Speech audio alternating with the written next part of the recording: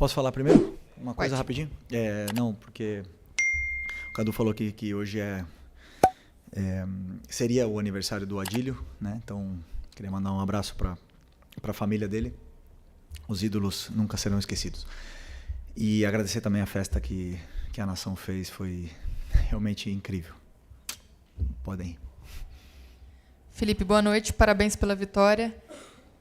Uma das coisas que a gente viu no jogo hoje de mudança foi o Gerson mais atrás ali ao lado do De La Cruz e essa dupla funcionando muito bem, né? Acelerando muito o jogo, saindo bem da pressão. O De La Cruz muito rápido e o Gerson fazendo uma grande partida. Na minha opinião, ele vinha de algumas partidas abaixo e hoje a gente viu o Gerson ditando muito esse ritmo do meio-campo. Queria que você comentasse essa escolha, a preparação para esse jogo e a montagem desse meio de campo com os desfalques que você tinha. Obrigada. Bom, primeiro dizer que o Gerson é um jogador que se sacrifica muito pela equipe, muito pela equipe. E mesmo nos jogos que vocês podem ter visto ele abaixo, por exemplo, né, que foi cobrado na altitude no jogo contra a LDU, é o jogador que mais correu. Foi o jogador que mais se sacrifica, porque muitas vezes, como eu falei, ele tem que pressionar o atacante, o zagueiro, e depois voltar para ajudar o Wesley baixo, e ele corre muito e se sacrifica muito pela equipe. E ele nos dá uma possibilidade a ganhar o meio-campo de uma forma puramente qualitativa. Então, aonde ele joga, se ele jogar na meia, jogar de volante, ele é um jogador muito determinante, muito importante para mim. Hoje, com os desfalques que a gente teve, ele acabou jogando nessa posição de volante e não estava já tão acostumado, fazia tempo que ele não jogava aí, desde o Carioca, se eu não me engano, mas é um jogador que eu sei que posso contar com ele em qualquer posição. E com o Nico, como eles treinam juntos, né? Ele, o Everton, Ala, Eric, então eles têm as dinâmicas e eles se sentem bem e performam. Eu estou muito feliz porque hoje o jogo do Gerson, o sacrifício do Gerson foi recompensado e merece ser elogiado. Felipe aqui, boa noite. Natália Brasil, Rádio Roquete Pinto. Ainda falando sobre mudanças, né? O Pedro iniciou o jogo no banco e eu queria ouvir de você, que é o comandante da equipe, o motivo dele ter começado no banco, porque no campo das especulações a gente fala sobre esquema tático, controle de minutagem, que ele pode ter algum problema físico em virtude da grave lesão que ele teve. Então, eu queria saber de você por que dessa escolha de não começar com o Pedro. Bom, o Pedro fez um grande jogo contra o Corinthians, mas, como eu falei para vocês também, para mim existe uma coisa que é a alta médica, que o Pedro está liberado para jogar e ele fez um grande jogo, mas não existe mágica. A alta competitiva, jogar a cada 3 dias, estar no nível dos companheiros, isso é outra história. E o Pedro não está no nível dos companheiros fisicamente. Ele não está. Eu sou o que mais quero colocar o Pedro. Eu sou o que mais estou desejando o Pedro chegar na sua forma física ideal para jogar com o modelo de jogo que pede, que todos sabem o que eu peço. Né? Para jogar dessa forma, a gente precisa de todo mundo 100%. E o Pedro não está 100% fisicamente. Não está, a gente nota. E depende dele. Depende dele cada dia treinar, cada minuto que ele tiver aproveitar, para ele poder estar no nível dos companheiros e poder ter cada vez mais minutos. Então, eu sei que ele é o melhor.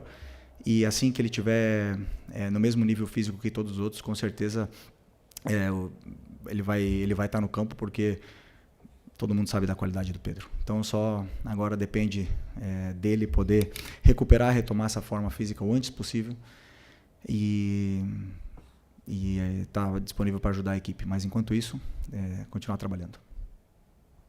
Felipe, Raíza Simplício da Gol Brasil e da revista Placar. Rapidinho, só para pedir para você completar essa questão do Pedro, você enxerga que é possível o Pedro e o Arrascaeta jogarem juntos e o Flamengo pressionar o adversário, como você gosta que a equipe pressione, né? Queria que você explicasse isso. E, rapidinho, só para completar, queria que falasse da situação do Gonzalo Plata, né? Porque ele está com edema ósseo. Ele acabou jogando aquele jogo lá contra o Botafogo da Paraíba. Foi alguma questão de erro de planejamento? Ou ele estava bem e depois piorou? Enfim, ele perde aí os próximos jogos?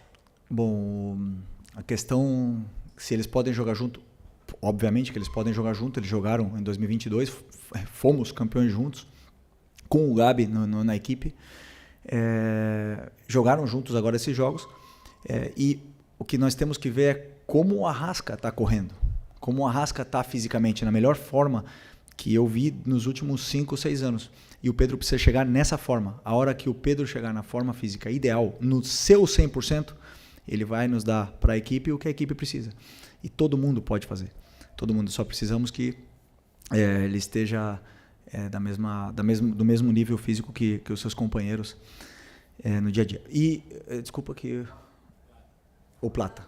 O Plata teve um edema ósseo, um gesto estranho no joelho contra o Vasco, e teve um edema ósseo e ele teve muita dor nessa primeira semana, viajou para Lideu, não conseguiu jogar, conseguiu se recuperar e a dor dele melhorou toda.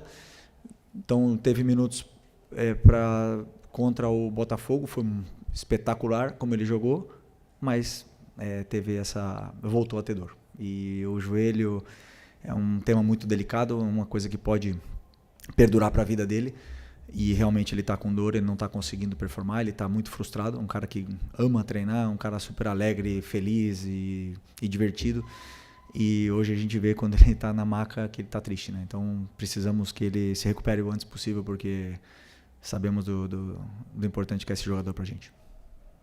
Felipe, tudo bem? Boa noite. Gabriel Orfo, canal Paparazzo Rubro Negro, Revista Placar.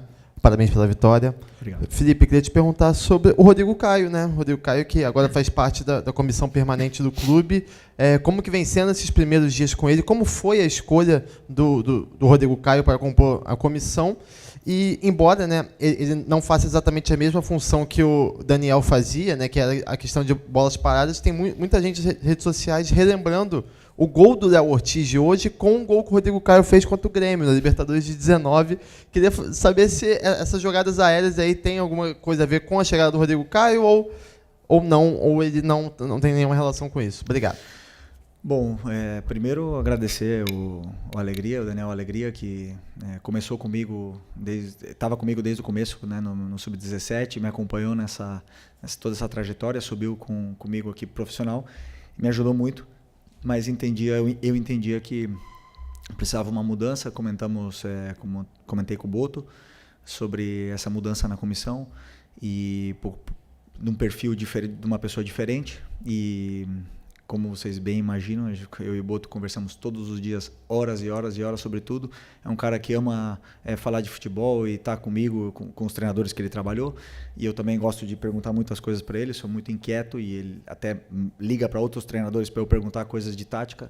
Então a gente se ajuda muito e ele me deu alguma opinião e alguns nomes, né, para poder completar essa vaga. Obviamente, quando eu escutei o nome do Rodrigo, já aprovei na hora, porque eu conheço a pessoa, o caráter e o profissional que ele pode ser. Ainda é novo, tem muito a aprender e veio para somar na parte do clube, né? Então estamos felizes com a sua chegada. Tem um impacto grande, né? Os jogadores respeitam muito uma pessoa íntegra como o Rodrigo e com a história que ele tem, e sim, está ajudando também na bola parada, junto com o Marcinho, junto com os nossos analistas. Então todas as jogadas de bola parada foram preparadas e treinadas. Às vezes acontecem gols, às vezes não.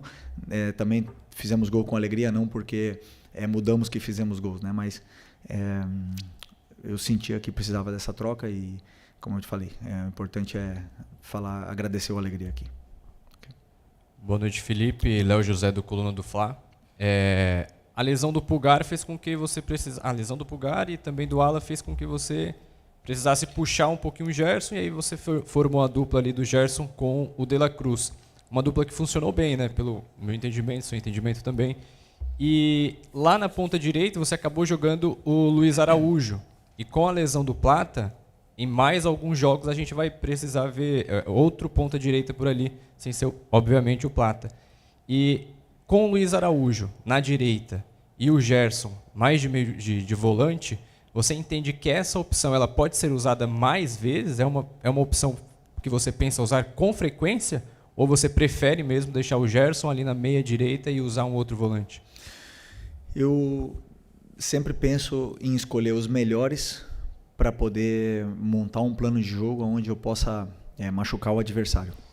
O Luiz tem uma coisa que é muito boa, que ele tem gol. Ele tem gol, ele tem assistência, ele gera esse perigo quando ele chega perto da área, né? Então, ele nos dá outras coisas com suas características para a equipe. Então, eu sempre, quando eu vou analisar um adversário, e agora mesmo pela falta dos volantes, nem duvidei em colocar o Luiz pela forma que ele entrou no último jogo com 10 minutos.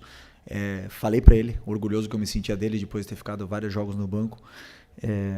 E entrou, 10 minutos não, no minuto 10 contra o Bahia.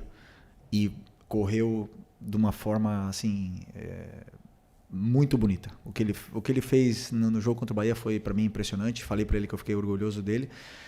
E o futebol ele devolve. Um cara que treina todo dia do jeito que ele treina, um cara que quer, que se incomoda quando erra e quer melhorar e quer evoluir, o futebol devolve. E hoje devolveu com um gol, mais uma grande atuação. Então o Luiz sempre vai ser uma peça onde eu sei que eu posso começar com ele, sei que eu posso colocar no segundo tempo, e o campo fala, né? Tem jogadores que, como eu falei, batem na porta e vão jogar mais, depois os momentos de cada um vão dizendo se merecem estar no campo ou não. Felipe, aqui, boa noite. Bruno Vilafranca, da Rede Multiflá. Felipe, a meu ver, o Michael não tem deixado de lutar. Hora nenhuma, jogo nenhum. Toda a participação dele, não vejo faltar luta ao Michael. Agora, algumas tomadas de decisão eu acho que têm sido equivocadas e a torcida já cobra bastante. O Michael, eu vi que no momento em que ele deixou o campo hoje, você deu um abraço longo no Michael, não sei se falou alguma coisa, eu estava longe, não consegui ver.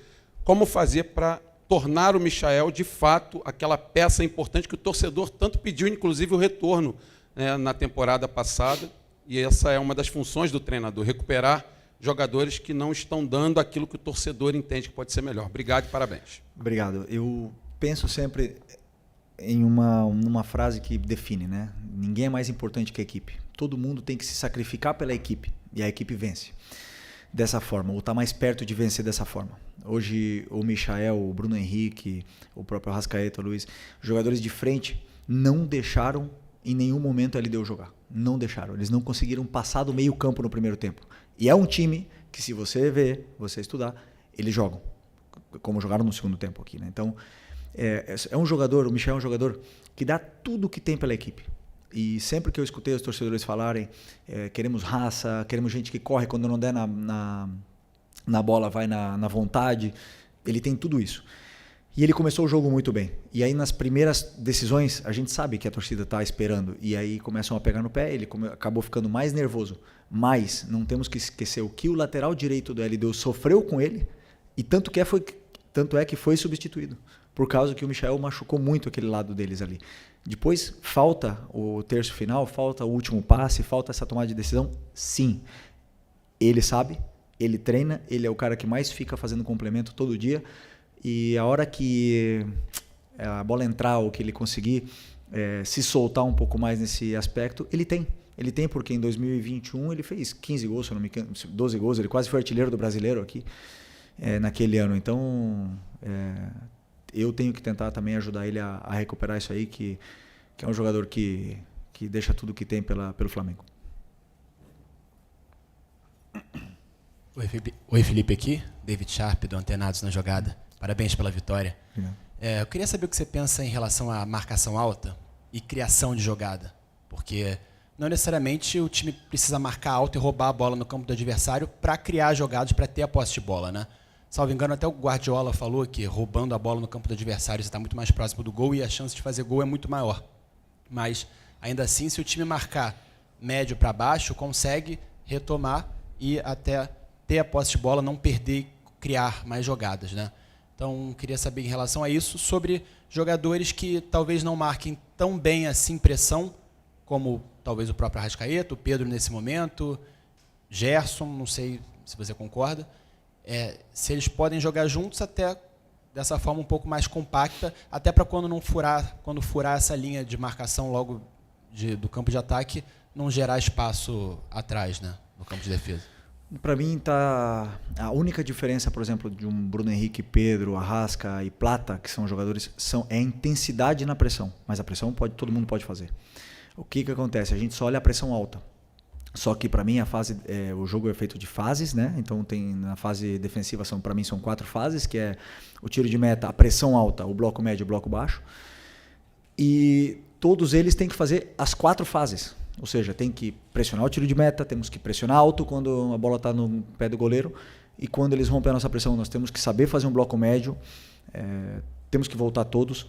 E quando tiver bloco baixo também tem que voltar todos. Tem uma função defensiva a fazer em todas essas fases, na fase defensiva e também na fase ofensiva, claro que são outros aspectos. Todos eles podem fazer.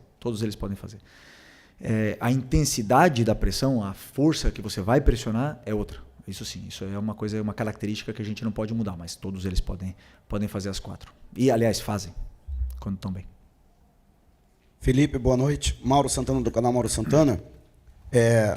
Não tem tempo no calendário do futebol brasileiro nem para chorar derrota, nem para comemorar vitória, né? Exatamente são 67 horas que você vai ter para recuperar a sua equipe já para o Clássico com o Botafogo no próximo domingo pelo Brasileirão. Tendo em vista a intensidade, principalmente no primeiro tempo que você cobrou da equipe, como é que você está vendo essa preparação e principalmente a recuperação dos atletas para esse compromisso e um adversário que também está motivado, que também obteve uma vitória na Libertadores?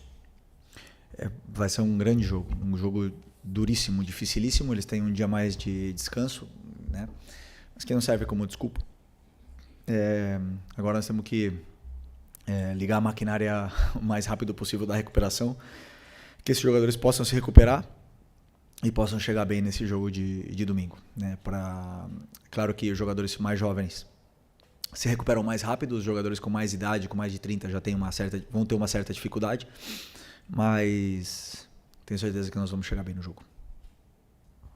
Felipe, Isaac Andrade, Flavoz. O Flamengo jogou bem, o Flamengo venceu, mudou um pouco a história dele nessa trajetória da Libertadores, e foi muito elogiado, inclusive, na coletiva aqui pelo treinador da LDU. No momento de vitória como esse, eu acho que é interessante também analisar aquilo que de repente você planejou, aquilo que você cobrou, que você sente que o time ainda trata com um pouco de dificuldade. O que foi isso hoje? O que, mesmo o Flamengo jogando bem e ganhando, ainda tem que melhorar, que você acha que não está no ponto ideal, que não foi feito hoje no planejamento do jogo? Mas interessante isso que você falou, né? Hoje vencemos e nos colocamos com possibilidade de passar de fase. Numa Libertadores que até então vinha sendo ruim, eu sempre penso que você tem que demonstrar dentro do campo que você realmente quer ganhar essa competição, né? E hoje eu acho que a equipe passou essa mensagem. No primeiro tempo, a gente passou a mensagem para a própria competição que nós não queremos ser eliminados. A gente quer chegar o mais longe possível, nós queremos chegar na final. E o único caminho é esse aí. Levando do jeito que a equipe levou a intensidade, a vontade para dentro do campo, o sacrifício seria a palavra para mim. O sacrifício que todos levaram para dentro do campo passou uma mensagem para a própria competição que nós queremos seguir vivo nela. E nós temos muitos aspectos que melhorar, todos os jogos. E o jogo hoje, existem alguns, e agora a gente vai analisar amanhã de manhã, analisar o que foi feito no jogo, os aspectos a melhorar. E também depois preparar o jogo do Botafogo, que é outro jogo completamente diferente. Então, todo jogo nos dá um guia para seguir. Okay. Oi, Felipe. Sérgio Lobo. Parabéns pela vitória. Você é um cara que foi forjado, né? Teve sua extensa carreira jogando no futebol europeu, né? Veio para o Flamengo, encerrou aqui. E você tem toda uma cultura europeia de jogo. Queria saber, te ouvir, a opinião que você tem sobre a escolha do Carlo Ancelotti como técnico da seleção brasileira, por favor. Primeiro, dar as boas-vindas para ele. Já jogamos contra, né? Quando eu era jogador, bastante vezes contra ele.